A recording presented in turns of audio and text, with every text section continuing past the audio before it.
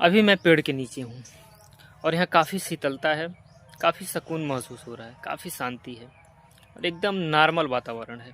और इस तरह की फीलिंग आप किसी भी पेड़ के नीचे एकांत में आराम से बैठ जाएंगे तो आपको महसूस होगा। लेकिन कल मैं एक चीज़ देखा तो मुझे बड़ा तकलीफ़ हुआ। किसी के घर गया हुआ था और दरवाजे पे 4-5 पेड़ बढ़िया बढ़िया थे, फलदार पेड़ थे और थोड़े पुराने भी थे, 30-40 साल पुराने।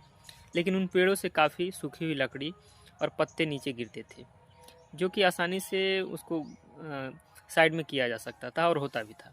लेकिन मैंने सुना कि उस घर की औरतों ने काफ़ी नाराज़गी से अपने घर के गार्जियन से शिकायत की और कहते हुए मैंने सुना, इन पेड़ों को कटवा दीजिए क्योंकि इससे बहुत कूड़ा करकट होता है।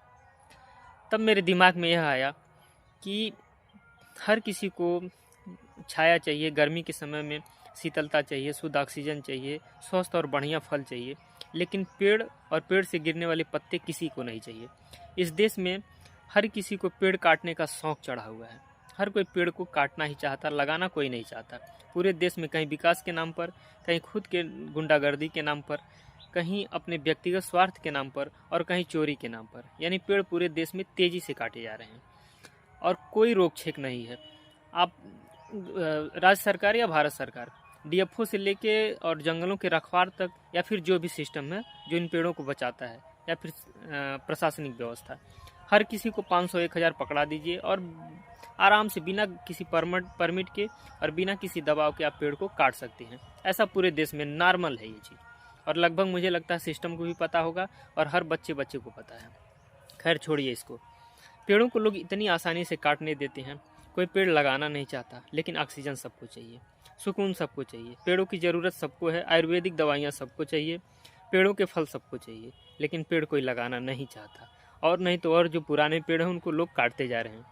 इतनी तेज़ी से पेड़ों की कटाई हो रही है कि आने वाले समय में बहुत ही गंभीर इसके दुष्परिणाम होंगे और हम और आप हम सब भुगतेंगे। अगर हम बच गए तो हमारे आने वाले जो नेक्स्ट जनरेशन है वह भुगतेगी, क्योंकि पेड़ों की कटाई बहुत अंधाधुंध हो रही है। अपने देश में 90% पेड़ों को बेतरतीब तरीके से ही काट दिया जाता है। न तो उनके काटने का कोई तर्क होता है और न कोई रीज़न होता है। मामूली से अड़चन की वजह से ही पेड़ों को बड़े आसानी से काट दिया जाता है, क्योंकि उन पेड़ों को बचाने के लिए जो आज के समय में कानून व्यवस्था बनी है, जो धाराएं बनी हैं, जो लीगल प्रोसेस है, वो सब बहुत ही ईजी है।